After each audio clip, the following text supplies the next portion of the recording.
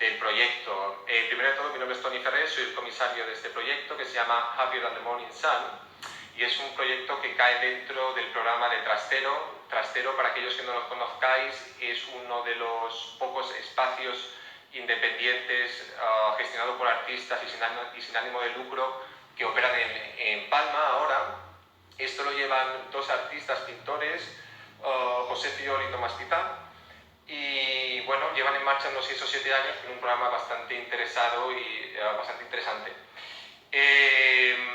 Un poco explicar por qué estamos en Instagram. Obviamente, pues debido a la pandemia que todos hemos sufrido, pues la génesis del proyecto, la idea era un poco llevarlo a cabo in situ, ¿no? En su espacio que tienen en Palma, pero bueno, al final como que la realidad se ha impuesto y hemos encontrado que este formato de Instagram es válido y también, más allá de esta parte más circunstancial, pues un poco lo que comenté ayer. Yo creo que la conversación es muy interesante porque da la posibilidad de escuchar al artista en primera voz, digamos, que nos abre las puertas de su estudio y yo creo que es interesante para la audiencia, ¿no? Poder sentir, ¿no? Esa inmediatez un poco por las palabras que nos cuentan, el subtexto un poquito, y también pues para conocer sus procesos, sus influencias y sus proyectos, ¿no? Un poco más desde dentro, más desde un poco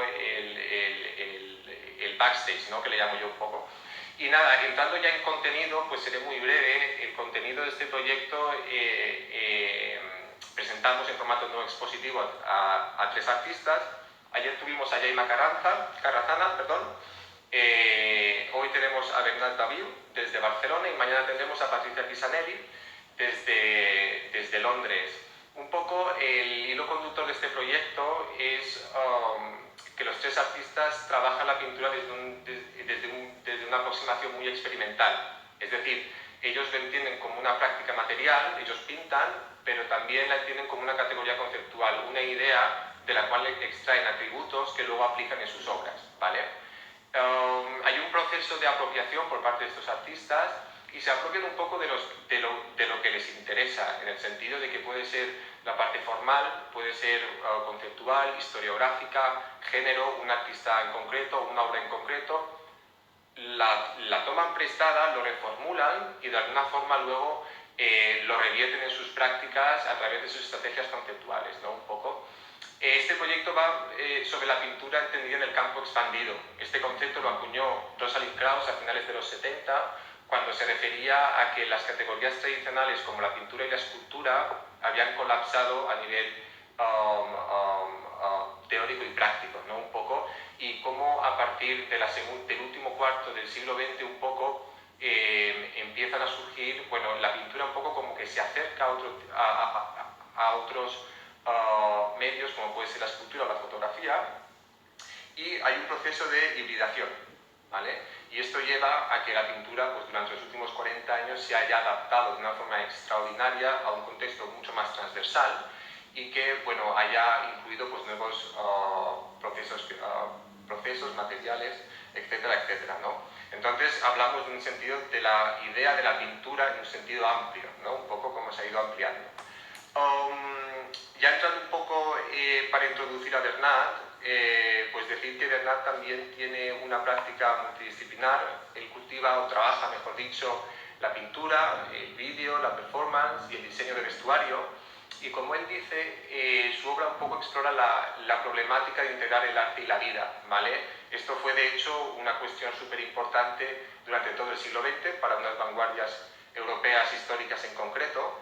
Y bueno, la obra de Bernat un poco lo que hace es incluir elementos y objetos de su entorno más inmediato, como pueden ser espejos, como pueden ser monumentos o cócteles, digamos, que luego él negocia artísticamente y lo que a través de hacer referencia a artistas en concreto o movimientos en concreto, como por ejemplo puede ser Alexander Rodchenko, el constructivismo o la escuela de la Bauhaus. Entonces, vemos como de alguna forma Bernat lo que hace o lo que le interesa es recuperar ese espíritu de esos movimientos utópicos, esos experimentos utópicos, mejor dicho, ¿no? Y de alguna forma pretendían mejorar la sociedad, mejorar la vida de las personas, y lo que hace es actualizarlo o lo trae al presente y y lo contrapone con la realidad en la que vivimos, que es una realidad estructurada alrededor de un capitalismo avanzado. Un capitalismo avanzado que en sí mismo también tiene una estética concreta, una estética, un vocabulario, mejor dicho, que también se influencia mucho de este vocabulario abstracto que estamos hablando del siglo XX un poco, y de alguna forma representa esa abstracción del capital. Por ejemplo, en las fachadas de los edificios de las grandes corporaciones o los grandes bancos, pues siempre se ve un vocabulario que tira siempre hacia lo abstracto, ¿no? En el diseño un poco y los colores. No deja de haber un elemento, creo yo, de nostalgia que recorre toda la obra de Bernat, no de pesimismo, de nostalgia, pero que lo capea muy bien, creo yo, a bases de grandes dosis de humor y recurriendo a la estrategia un poco del absurdo. Yo creo que ahora nos explicará un poquito más esta parte. Y ya para acabar, Bernat no solo es un artista profesional, sino que también tiene experiencia llevando una galería en Barcelona y también trabajando en su momento en ciertas casas de subastas. Entonces, esto le da a Bernat un conocimiento muy profundo, bastante panorámico de lo que es el ecosistema del arte y más en concreto el mercado del arte. Entonces, su obra de alguna forma muchas veces hace comentarios a esa mercantilización, a veces un poco excesiva, del arte. Entonces, ahora, Bernat, te voy a dar paso, ¿vale? Y así podemos empezar la conversación. Un segundito. A ver, mira, Bernat, aquí te encuentro.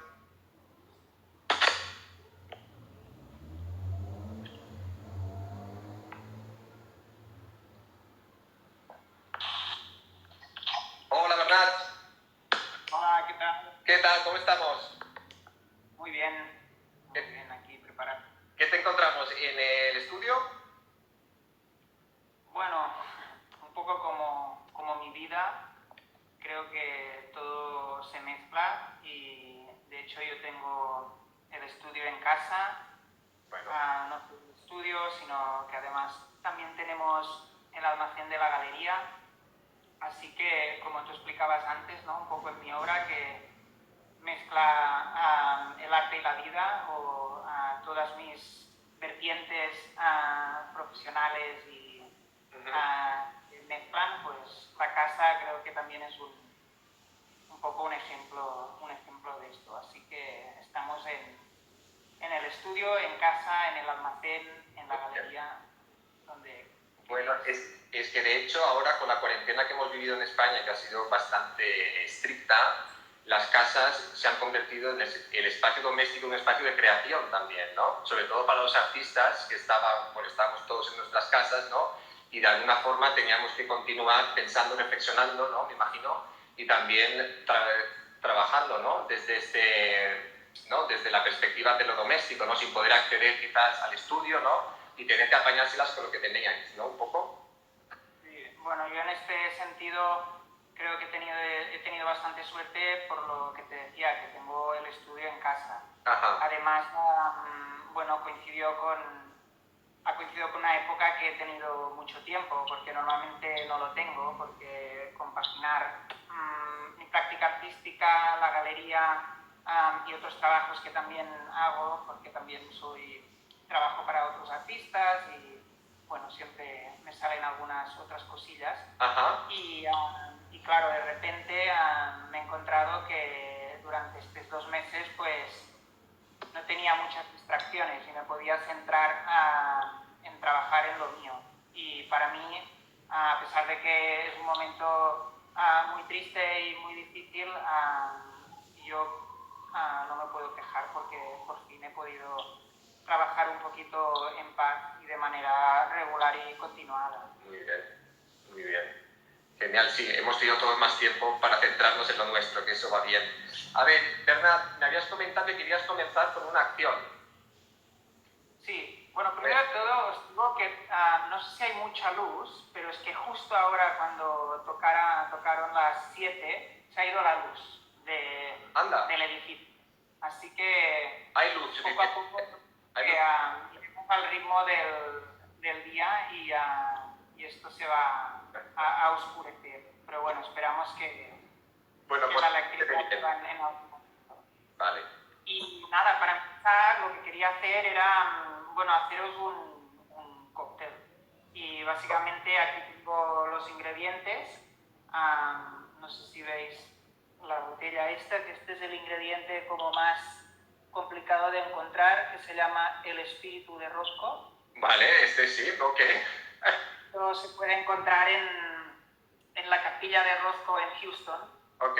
Hay una fuente allí afuera, es un poco como Lourdes, ¿no? Que vas allí a rellenar el agua bendita, pues ahí puedes sacar el líquido este mágico que contiene el espíritu de Roscoe. Después tenemos algo ya más mundano, como es la ginebra, Genial. y una botella de cava. Bueno. Y la botella de cava, esto lo dejo para el directo, para que sea más espectacular. Ok, muy bien. ¿Vale? Ya lo tenemos. Okay. Y básicamente el cóctel que os voy a preparar es un cóctel que se llama Adiós Motherfucker Roscoe Style. El Adiós Motherfucker, que la abreviación es AMF, es un cóctel así muy popular entre los estudiantes, sobre todo norteamericanos, porque pega muy fuerte. Es un cóctel que ahora exactamente no sé lo que lleva, yo he hecho la versión. Pero es un cóctel que bueno, se llama Adiós Motherfucker básicamente porque cuando te lo tomas te deja absolutamente caos. O sea, con uno casi, ¿no? Con uno basta casi, ¿no?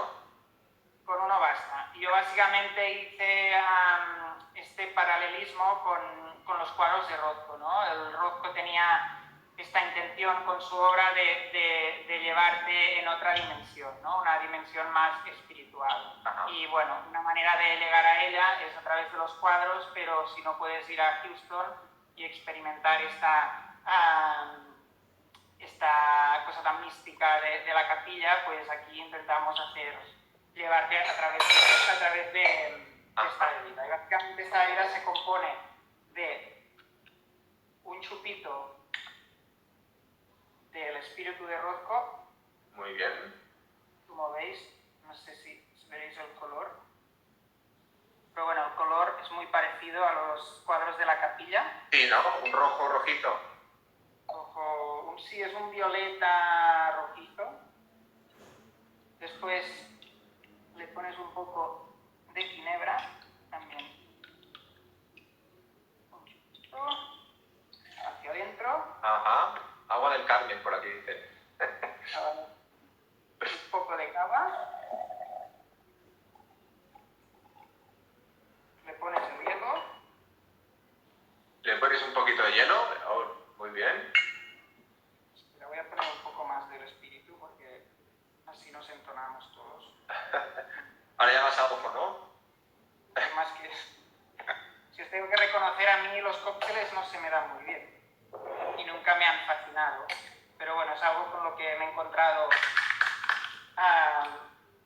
varias veces en mi vida, así que al final he decidido incorporarlos a mi obra. Sí, bueno, el cóctel tiene un elemento estético muy importante, obviamente, ¿no? Como que se bebe por los ojos muchas veces. Sí, bueno, yo antes, cuando hice, porque ahora os explicaré el proyecto. Sí, Os explicaré el proyecto por el que hice este cóctel. Bueno, aquí tendríamos el cóctel. muy bien. Sí, sí, un buen color. Y ahora voy a hacer un trago a ver si digo algo interesante. Bueno, buenísimo. Sí. Os lo recomiendo, por supuesto.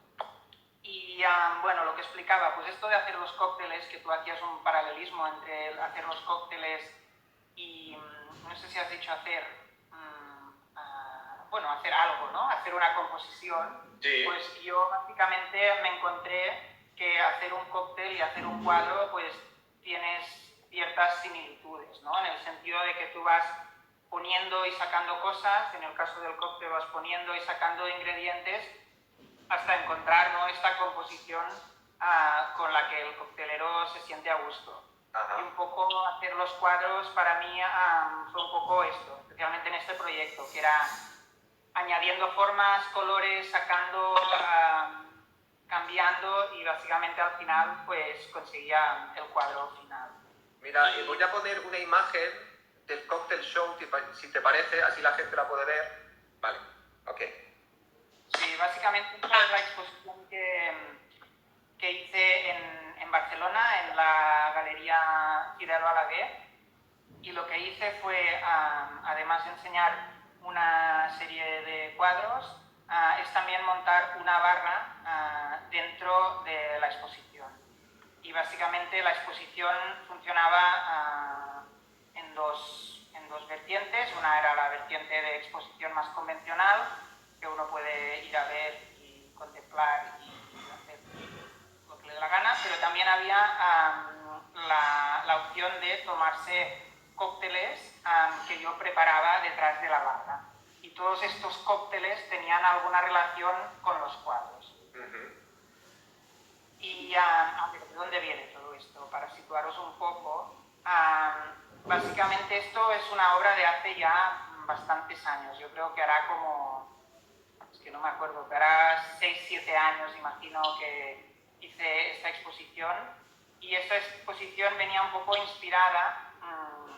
Antes comentabas que estuve trabajando en una casa de subastas, estuve trabajando en Londres durante muchos años, estuve 8 años. Básicamente empecé a trabajar ahí mientras estudiaba en Londres y trabajaba los fines de semana, y después, una vez acabé los estudios, pues ya entré a trabajar ahí de una manera más intensa y más profesional. Ajá.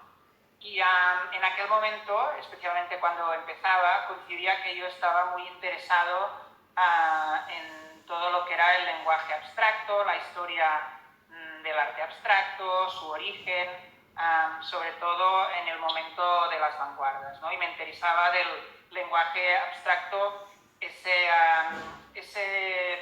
poder, ¿no?, que le querían dar, esa finalidad o ese objetivo de transformador social, transformador político, ¿no? En aquel momento el lenguaje abstracto era una manera de romper con el status quo, especialmente en Rusia, donde se empezaba, ¿no?, a oler la revolución y el descontento, ¿no?, con el poder, con la monarquía, con el zar, básicamente, ¿no? Los artistas abstractos, los artistas en general, pues se vincularon mucho con este cambio y pusieron su arte a disposición de la política o de la ideología o de este cambio. Y podría explicar más cosas sobre este movimiento, pero bueno, ya saldrán después, creo. Pero básicamente, para situarnos, es el movimiento suprematista, que era Malevich, aunque Malevich era un poco más místico que, por ejemplo, los constructivistas, que estos sí que totalmente se vincularon su arte a esa transformación política y social de Rusia en aquel momento. Y bueno, estos serían como los referentes, ¿no?, que yo tuve, sobre todo para esta exposición que hice en la Galería Balaguer. Y lo que hice, coincidía, ¿no?, este interés en el lenguaje abstracto coincidió que yo estaba trabajando en las subastas, y coincidía también con un boom que era el arte de esta época, era el arte abstracto geométrico de las vanguardias. Y claro, de repente, ¿no?, había como unas contradicciones que se generaban entre lo que era la historia y la intención de este arte y lo que yo vivía en la casa de subastas, ¿no?, donde estos cuadros habían perdido parte de su finalidad y se habían convertido en cuadros carísimos, en cuadros en un contexto como muy diferente de lo que seguramente estos artistas, ¿no?, hubieran imaginado. Y para cruzar estos dos imaginarios, lo hice a través de los cócteles, porque en la casa de subastas, pues una parte fundamental, no solo en la casa de subastas, sino también lo que es en el arte contemporáneo, en el arte moderno, son las fiestas, ¿no? Esto da esta socialización, todo este elitismo, ¿no? Forma parte del arte. Yo no estoy aquí situándome en un lado o en el otro, ¿eh? Las cosas no son blancos y negros, todo tiene su razón de ser, pero sí que es verdad que me surgían unas cuestiones y unas contradicciones. Y lo que hice es reformular todas estas formas tan icónicas de la abstracción, ya sean los cuadrados de Malevich, ya sea, por ejemplo, las formas elípticas de Rodchenko, ya serían las formas, bueno, en general, formas abstractas que utilizaban tanto lo que eran los constructivistas como los suprematistas. Y lo que hice es reformular todo este lenguaje en formato de cóctel. Y como veis, o bueno, si queréis verlo, pues muchos de los cuadros pues tienen estas formas icónicas. Aquí he puesto uno aquí al... Sí, allá atrás de uno de ellos, sí. Sí. Y yo lo que hacía en Christie's cuando se me acudió la idea era anotar todos los cócteles que se servían, para después yo reformularlos con este lenguaje icónico de la abstracción así histórica. Y por ejemplo aquí veis uno, no sé si se ve bien, no sé si sí, se ve un poquito la parte de arriba, sí, se ve. Si tú vas un poquito el móvil lo veremos más quizás, o si te acercas directamente. Ahora, lo bajas un poquito, perfecto, sí, así ya se ve. Pues básicamente es un cuadro, esto como veis, como una forma geométrica muy básica, sí. Como el cuadrado, pues yo la convertí o la sugerí su conversión en lo que sería un cubito. Exacto. Como que los cubos, ¿no? Bueno, es que mejor descripción, nombre no podía tener, ¿no? Los cubos tienen estas formas cuadradas. Lo que hice es crear este paralelismo entre el cuadrado y el cubito. Y hay otro cuadro que a lo mejor es aún más explicativo, que se llama, que aquí ya no lo tengo, pero que se llamaba cubitismo, como ice cubism, creo que le puse así original, pero es cubitismo, ¿no? Y es como esta reformulación también de un movimiento de vanguardia como el cubismo, pero en el formato este más de cóctel, ¿no? En este entorno más de fiesta, este entorno más de fiesta selecta. Así que, sí. En este caso, por ejemplo, el cóctel se llamaba Sex on the Beach y un poco coge los colores estos más anaranjados del cóctel Sex on the Beach que un día pues sirvieron en la casa de subastas. Y en este caso sí que hay como la forma del cuadrado blanco, el cuadrado negro de Malevich. Y también hay como... También el cuadro es muy Elio y Tizica, ¿no? En este sentido, que son estos cuadros, estos cuadritos bailando, ¿no? Que es como otro gran referente para mí. Efectivamente. Y una pregunta, Bernat, ¿los cócteles los servías, digamos, durante toda la duración de la exposición o solo durante el opening? ¿O cuántos...? Los servía cada sábado. Cada sábado. Cada sábado yo presentaba un nuevo cóctel y, bueno, esta era la acción un poco, ¿no? Invitar a la gente que venía a ver la exposición un reclamo más. Un acompañamiento, ¿no? Darle un glamour. Claro. Es que al final cuando trabajas en estos contextos, digamos, como Christie's o Sotheby's, ¿no? Y estás en este tipo de subastas, ¿no? Post-war o en movimientos de vanguardias históricas, claro, es lo que tú comentas, cuando contrapones, digamos, cuál es la esencia de ese trabajo, ¿no? Hecho originalmente, ¿no? Y todo lo que consiguieron transmitir e imbuir en las obras, porque realmente las obras de Rodchenko o de Malevich realmente te transmiten esa sensación de aquel momento, ¿no? De intentar crear una sociedad mejor, ¿no? Mejorar la vida de de las personas y consiguieron a través de la pintura, pero también la fotografía, el fotomontaje, el vídeo, etcétera, ¿no? Digamos, transferir, digamos, esas ideas, ¿no? Un poco, y que eran... Bueno, lo que pasó, bueno, también estos artistas y estos movimientos, sobre todo el constructivismo, se transformó en lo que después llamaban no me saldrá, pero bueno, algo como el industrialismo o algo así, pero estos artistas en un momento dijeron... ¿Pero qué es? ¿Puede ser productivismo? Productivismo, sí, esto es el nombre. Pues decidieron que con su pintura pues no podían transformar mucha cosa y decidieron dejar de pintar.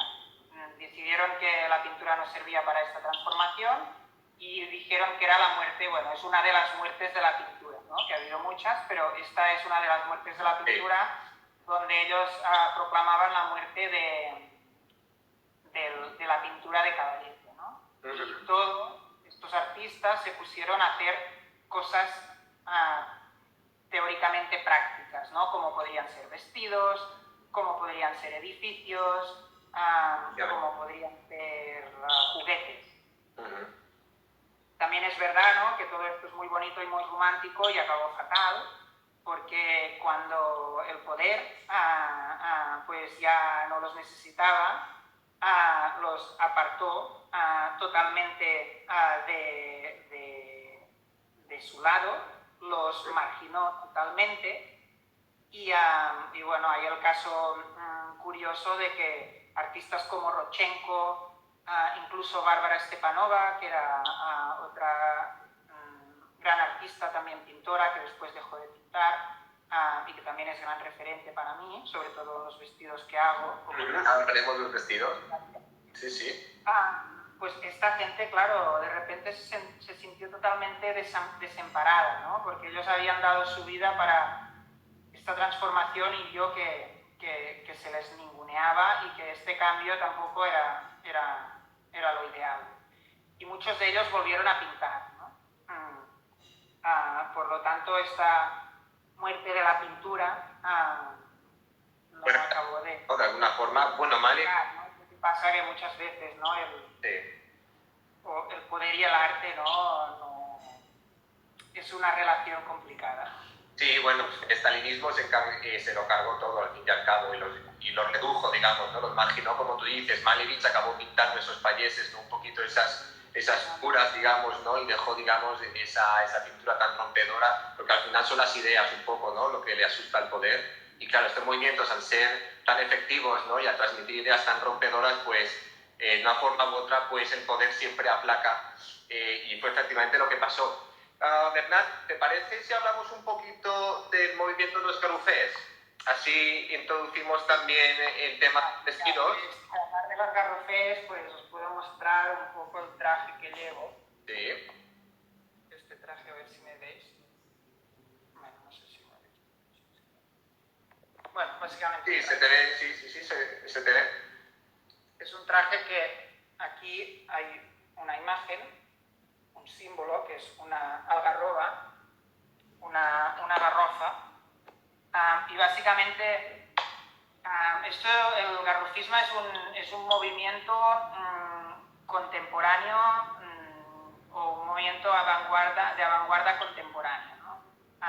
Es verdad que las vanguardias desaparecieron un poco, ¿no?, con el fin del modernismo, ¿no?, de esta visión a lo mejor más idealizada de lo que podía ser el arte, pero yo pues que me daba cierta pena, ¿no?, también que esto hubiera desaparecido y decidí, junto con Joana Roda, que es mi pareja y muchas otras cosas, pues decidimos crear un movimiento que se llama garrofismo, que es el algarrobismo. Vale. Y básicamente es un movimiento, como he dicho, de vanguardia, contemporáneo, que agrupa toda una serie de artistas, de escritores, de cineastas, hasta de cocineros, músicos, y que su emblema es la algarroba, ¿no? Si en el cubismo, pues a lo mejor el emblema era las formas geométricas del cuadrado, en el fauvismo era el color, en el futurismo era la máquina, Ajá. pues en este momento, donde nos encontramos, pues el emblema es la algarroba, ¿no? Y la algarroba ha sido, continúa siendo, alimento sobre todo para el ganado, ¿no? Es alimento para dar al ganado para que coma. Sí. Y sí que es verdad que la algarroba ahora también, ¿no? Tiene unas propiedades así como más saludables, también en estas tiendas así más finas se vende. Pero bueno, continúa siendo, ¿no?, este emblema de algo bastante precario. Además, también en la guerra civil, la algarroba era un alimento bastante habitual, porque no había mucho más, de algarroberos había muchos, y la gente necesitaba comer. Y esto era algo, o de lo poco que había dulce. El chocolate era imposible, ¿no?, casi de conseguir, y la gente, pues como sustituto, pues comía algarroba. Vale. Y bueno, esto coincidió no solo, todo esto, ¿no?, que digo de la algarroba, coincidió con un proyecto que me pidió hacer la Fundación Joan Miró durante el Loop, porque yo pues también, aparte de pintar y de hacer vestidos, pues también hago películas, y ellos les había gustado una serie de vídeos que había hecho sobre esta conexión entre elementos del día a día muy habituales, como puede ser una aceituna o un purró, con las vanguardias, ¿no? Eran unas ficciones que yo creaba. Decidimos, como era la Fundación Miró y Joan Miró tenía una conexión muy fuerte con el campo de Tarragona, que está lleno de algarrobas. De hecho, Miró pintó algarroberos. En la Fundación Miró hay un algarrobero también, que Miró le tenía mucho estima, él se sentía muy vinculado. Miró decía, ¿no?, que cuando se fue a París, él siempre llevaba una llavor, Una semilla. Una semilla de algarroba en la buchaca, En el bolsillo, sí. en el bolsillo, para sentirse, ¿no?, para sentir sus pies en el suelo, ¿no? Porque París en aquel momento era algo muy, muy sofisticado, ¿no? Sí. Y él quería sentir este vínculo con la tierra, ¿no? Y Miró siempre decía esto, ¿no? Decía esto, que llevaba una semilla de algarroba para sentirse, ¿no?, para sentir que mantenía los pies en el suelo, ¿no?, que el glamour, una sofisticación de París no se le subía a la cabeza. Ajá. Y bueno, fue fruto de todas estas coincidencias que decidimos pues crear el movimiento. La primera acción del movimiento fue una película que consta de 3 capítulos. Un capítulo se rodó en la Fundación Miró, porque la Fundación Miró, pues, aparte de ser la casa, ¿no?, pero es donde se alberga la obra de Joan Miró, gran parte de la obra de Joan Miró, y aparte tiene su arquitectura, es una arquitectura pues racionalista de Josep Maria Sert, por lo tanto coincidía con la estética de... Sí, un escenario perfecto, ¿no? Un poco. Escenario perfecto. La segunda acción pasó en Mont-roig del Camp, que Mont-roig del Camp es donde Miró iba a pintar Los veranos, que es el famoso cuadro de la Amazonía. Y Miró pues sentía una unión muy fuerte con este sitio, y bueno, a través de la Miró pues conseguimos ir a la casa, conocer a la familia y conocer muchos detalles, y ahí rodamos otra escena, que era la escena de la procesión, la procesión. ¿Eso qué es? ¿Estéis y esa casa qué era? Porque estaba como arriba de una montaña, ¿verdad? O de una... Sí, esto básicamente Miró esto, no sé si se ha dicho mucho, pero era como un precursor de lo que es lo que ahora está tan de moda, como hacer footing o hacer esto que miras un vídeo y haces gimnasio y tal. Sí. Pues Miró era como un gran amante del ejercicio, y él lo que hacía cuando estaba en Mont-roig del Camp, no sé si cada mañana o bastante habitualmente, era ir de la Masía, que la Masía está como plana, está abajo de la montaña, y la ermita esta donde nosotros acabamos el capítulo es donde Miró iba corriendo, ¿no?, para ejercitarse. Y nosotros, bueno, en plan homenaje, construimos una algarroba no sé si eran 4 o 6 metros. Sí, sí, he visto, Y, bastante, una algarroba sí, considerable. bastante considerable, y lo que hicimos es como emular estos ejercicios de Miró y subimos a Algarroba, porque fue un trabajo bastante físico, hasta arriba a la ermita. Aparte la ermita, aunque es una ermita cristiana, pues sí que es verdad que tiene una forma muy minimalista, es un cubo, y además pues podríamos también establecer esta conexión también con lo que es la estética de las vanguardias.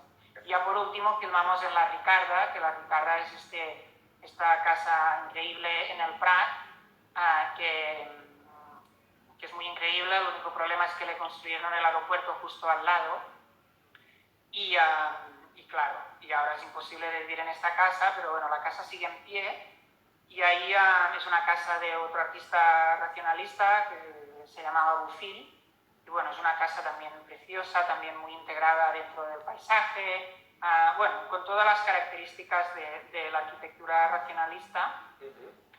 Y allí rodamos otra escena, ¿no? Pero si quiera de alguna manera, ¿no?, situar el movimiento dentro de estos referentes avantguardistas. Y las películas que se pueden ver están disponibles en Vimeo.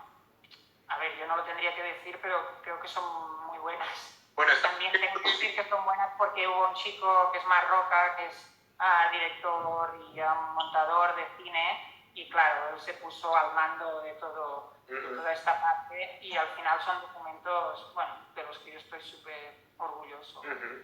Sí, bueno, también y están muy bien producidos, efectivamente, el sonido está muy bien conseguido también, ¿no? Y la forma, digamos, está filmado, es muy interesante. Me ha gustado mucho cuando subíais de Algarroba hacia la ermita, ¿no? Un poco, y que me explicaras esto ahora que no sabías, es interesante. También esta parte de Miró, ¿no? De Miró más deportista, ¿no? Que tampoco se sabe tanto, ¿no? Un poco estas intrayectorias, ¿no? Un poco de... Que yo, por lo que he leído, sé que Miró también era una persona muy religiosa.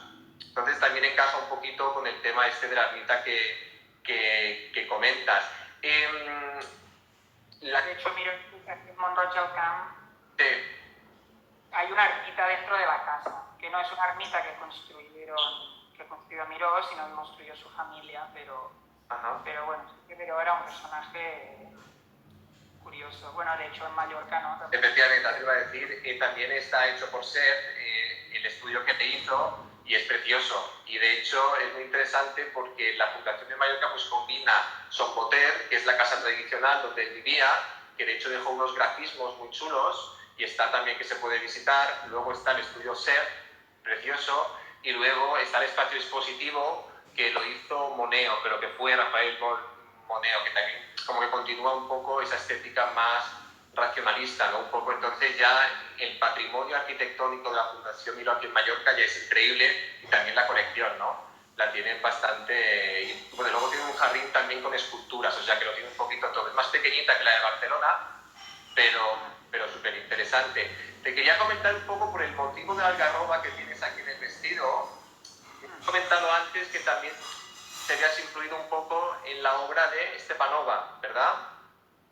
Sí, de hecho, todos los vestidos que hago, normalmente los patrones son, no es que me los haya inventado yo, sino que son patrones también avantguardistas. Por ejemplo, en este caso, los patrones son de unos trajes que diseñó Bárbara Stepanova, volviendo un poco a lo que hablaba antes, ¿no? De todo este interés que tenía yo en la abstracción y en el poder o la intención transformadora, ¿no? Tanto político como socialmente que tenía este movimiento. Pues Stepanova diseñó lo que eran o lo que tenían que ser los trajes del nuevo mundo, ¿no? Y son una serie de diseños que, bueno, que todos podéis encontrar en internet si los buscáis, y eran diseños pues cada uno apropiado por cierta tarea, ¿no? Había el vestido para hacer deporte, había el vestido para trabajar, bueno, la vestimenta sí que es verdad que es algo que todos estos artistas pues se vincularon fuertemente, ¿no? Esta idea del vestido, ¿no? Del vestido como unificar el vestido, ¿no? Porque su lucha era esta lucha contra la sociedad esta de clases, ¿no? Esta diferenciación entre personas, y ellos lo que querían era unificar, ¿no? Unificar, y el destino pues era uno de sus objetivos, ¿no? Que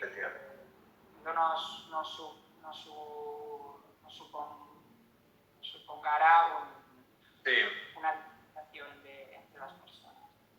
Y te quería comentar, ahora si te parece, Bernat, podríamos hablar de las craft paintings. Me has dicho que tenías un par colgadas ahí en tu espacio, a lo mejor las podríamos ver con la cámara y a lo mejor podríamos hablar un poquito de este tipo de pinturas, pinturas objetos, son muy objetuales, porque tomo como referencia uno de los espejos más míticos de IKEA, ¿no? Que IKEA también un poco es como la versión capitalista, ¿no? Del finales del siglo XX, siglo XXI, un poco también como que contiene esa esencia modernista, ¿no? De hacer un tipo de mobiliario que fuera accesible, ¿no? A buen precio para todo el mundo, ¿no? Pero bueno, enfrascada dentro del capitalismo en el que vivimos, ¿no? Un poco. Sería interesante quizás que si pudiésemos ver, yo aquí tengo una que la estoy compartiendo ahora, y no sé si la ves, que son espejos que tú has ido, y creo que los fuiste comprando porque están descatalogados, o sea que tuvieses que hacer un poquito de trabajo.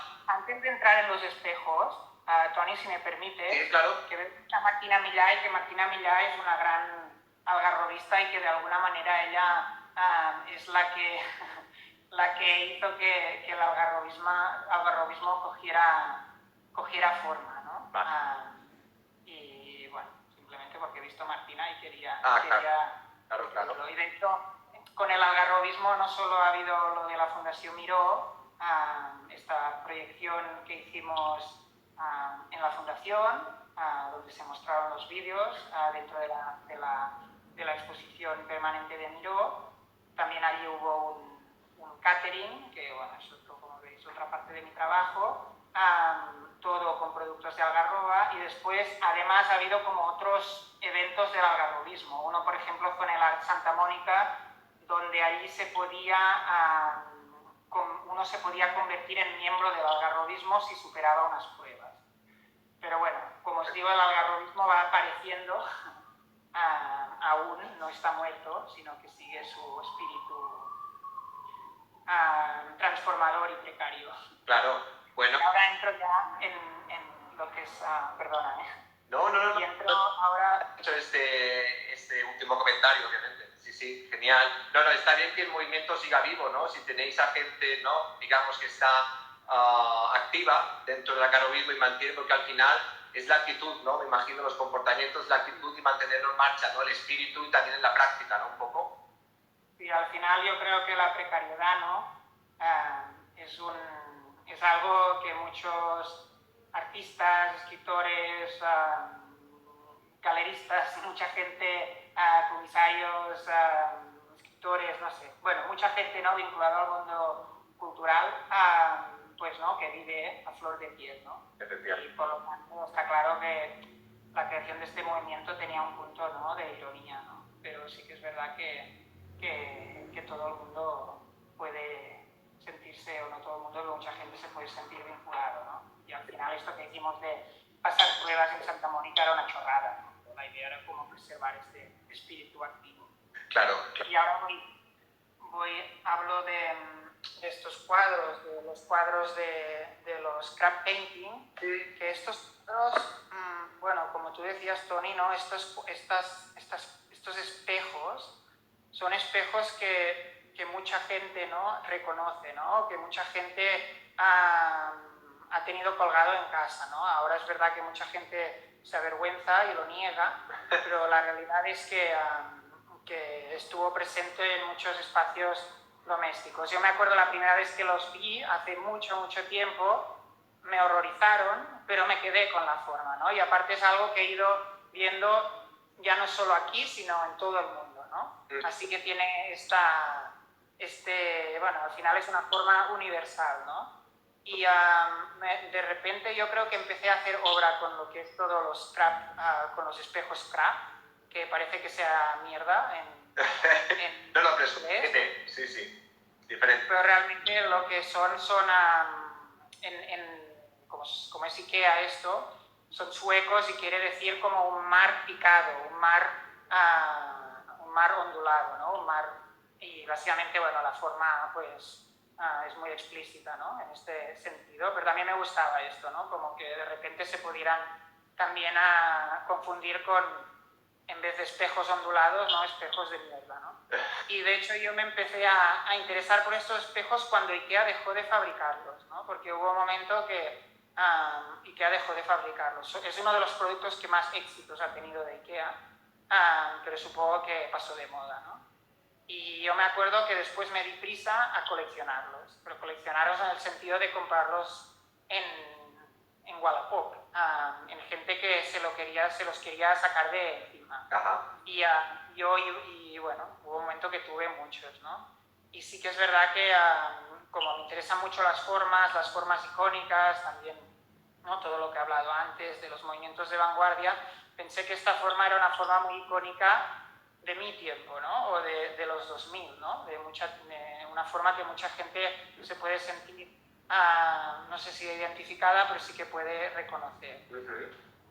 Había dos cosas que me interesaban, una cosa era la forma y la otra es la capacidad, ¿no? Que tiene un espejo de reflejar, ¿no? No solo es algo que miras, sino es algo que te mira, ¿no? Que rebota, ¿no? Y esto es algo que siempre a mí me ha interesado en mi práctica artística o en mi práctica pictórica, ¿no? Porque de hecho yo pues empecé pintando como mucha gente, ¿no? Porque al final pintar es un acto como dibujar, un acto muy primario. Ajá. Es verdad que hubo un momento que me cansé, ¿no? Que me cansé de que el cuadro fuera un objeto tan pasivo, que el cuadro, que la gente podía responder de una manera muy, muy cómoda, ¿no? Que podía pasar por delante y si no le gustaba, pues se iba, ¿no? Y me interesaba toda esta cosa de activar, ¿no? El público, de interpelar, más que activar, de interpelar. Hay los trajes, que después hablaré, pero en este caso también me interesan los espejos porque no solo es algo que miras, sino es algo que te mira, ¿no? Y de alguna manera también abarca lo que está alrededor. Claro, y también lo fraccionas de alguna forma, porque en la imagen que yo he puesto aquí arriba, que quizás se ve mejor, como de alguna forma, como unos están pintados y otros no, pues como que te ves aparecer y desaparecer, digamos, o sea, como que te metes movimiento también, un poquito, ¿no? Digamos, entrecortado, ¿no? A mí esta la verdad es que me encanta porque me recuerda mucho al Half Edge, un poquito, ¿no? Y, y la forma de pintar que tienen los espejos, que es directamente pintura, encima, digamos, de la superficie, o como... Sí, bueno, por ejemplo, estos que os enseño en el vídeo, los primeros que hice fueron directamente pintando sobre el espejo, ¿no? Hay unos espejos que pintaba y otros que no. Y después hay estos otros que ahora está aquí en la foto que os enseño. Sí. Esto es una tela que yo corto con esta ondulación para adaptarla en el espejo. Y bueno, está esa otra versión de al final la misma idea. Claro, bueno, sí, es muy versátil y de alguna forma pues recuerda mucho también, hay una pieza de Vicky Palermo que no me acuerdo cuál era su nombre, que eran dos triángulos pequeñitos, creo que eran azules, uno era canvas, digamos, tela, y el otro era una réplica exacta del mismo tamaño, pero también era en espejo, digamos, ¿no? Y es, digamos, esa dualidad, ¿no? El mirar y el que te miren, ¿no? Y también incluir, digamos, dentro de la pieza el espacio de alrededor, ¿no? Digamos, tener en cuenta... Bueno, Vicky Palermo es un gran referente para mí y un artista que me gusta mucho. Pero bueno, esto de mirar y ser visto, ¿no? Va desde, bueno, no sé, pero hay como desde los balcones que pintaba Goya con... También, ¿no? Cuadros. Pues Manet también es un es un gran artista, realmente, ¿no? pues sí que jugaba mucho, ¿no? Con las miradas, ¿no? Que no solo es el público, el espectador mirando, sino que los cuadros también rebotan, ¿no? Siempre hay algo que inquieta. O Juan Muñoz, bueno, hay muchos artistas, ¿no? que han tratado el tema. Y sí que es verdad que también podía decir de esta forma ondulada, y cuando hablaba antes de esta cosa del craft, de esta fórmula, este mar picado, ¿no? Este mar ondulado, también me interesaba porque con los cuadros de los cócteles, yo hice una serie de cuadros, este también forma parte, este es uno, por ejemplo, pero también de esta serie de cuadros de cócteles, porque me acuerdo que hubo un momento que yo ya no tenía más formas, no podía apropiarme de más formas históricas porque ya había todo el repertorio, ¿no? Ya lo había consumido. Y me acuerdo que con mi amigo Enric Farrés, pues nos fuimos a un bar de cócteles. Él me dijo, te voy a llevar a un bar que te veo muy poco inspirado. Y fuimos a un bar mítico de Barcelona, que es el Bar Boadas, como de los bares de cócteles más, o si no, el más antiguo de Barcelona. Y allí el coctelero me dijo, tranquilo que yo te voy a hacer recuperar la inspiración. Y yo digo, vale. Y de repente me llevó un cóctel que era un cóctel de capas, ¿no? Como este cuadro, por ejemplo, que son 2 capas, pues él me llevó un cóctel, creo que eran de 3 capas. Y de repente mi primera imagen fue todos, ¿no?, los cuadros estos abstractos que forman, ¿no?, que son de tiras horizontales, ¿no? Y que de alguna manera vienen a abstraer esta imagen tan romántica que es la imagen del horizonte, ¿no? Y Agnes Martin, el propio Brinqui Palermo, bueno, hay tantos artistas, ¿no?, que han utilizado esta composición para su obra, y sí que siempre tenía, ¿no?, como esta cosa romántica, ¿no?, el horizonte, bueno, especialmente los románticos, ¿no?, los paisajes de los artistas románticos, ¿no?, esta mirada hacia el horizonte, ¿no?, esta mirada hacia el más allá. Y yo lo que me interesaba, otra vez, para reformular todo este lenguaje abstracto, era reformular esta imagen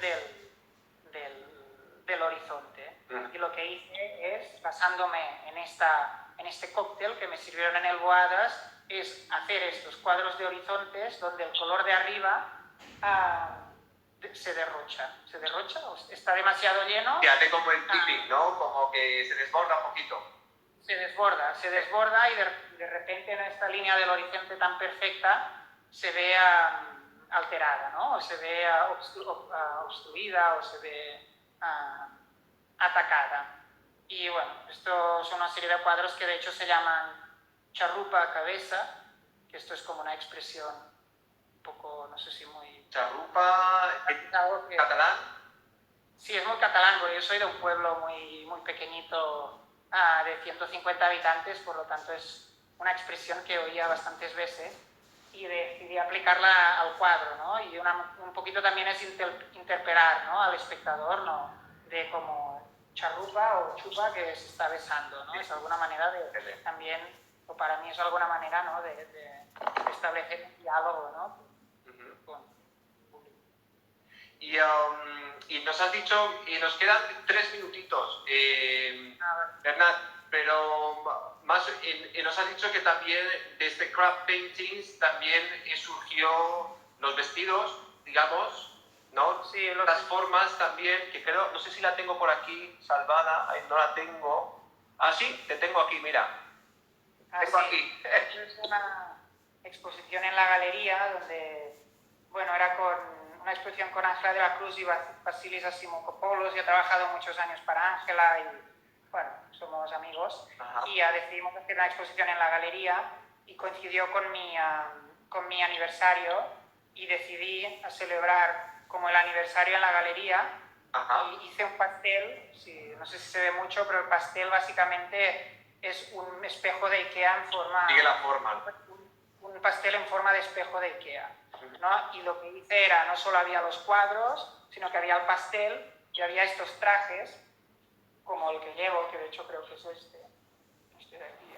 Efectivamente, sí, este parece. Que también, de alguna manera, ¿no?, utilizan esta forma, ¿no?, de la ondulación, esta alteración, ¿no?, que digo yo, de la línea perfecta del horizonte, y era como, ¿no?, como llevarla al límite, ¿no?, a todo, ¿no?, que de alguna manera inundara, ¿no?, todo lo que había a su alrededor, ¿no?, casi de forma, bueno, casi no, de forma totalmente absurda. Y estos son cuadros, todos estos trajes son cuadros que empiezan como cuadros y estos cuadros, por ejemplo, yo no estaba contento en su formato de cuadro. Ajá. Y lo que hice es cortarlos, y cortarlos en patrones y convertirlos en vestidos. Por eso para mí son cuadros, continúan siendo cuadros, pero en vez de presentarlos en la pared, sí que tienen esta forma de vestido que permite... Esta versatilidad. Sí, esta versatilidad de podérselos poner y de activarlos y de entrar en diferentes situaciones.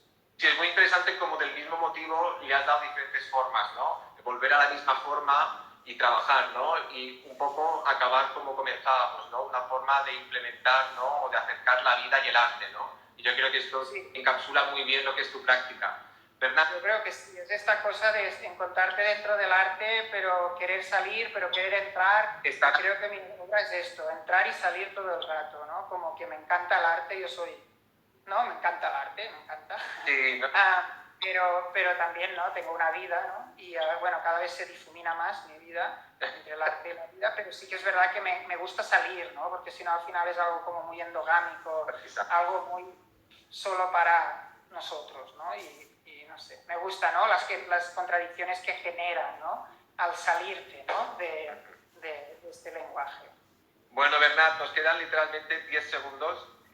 Vale, muchísimas gracias por el tiempo y por explicarnos todo. Ha estado súper bien. Nada, un abrazo muy fuerte y te acaba todo que ejemplifican un poco lo que intento decir.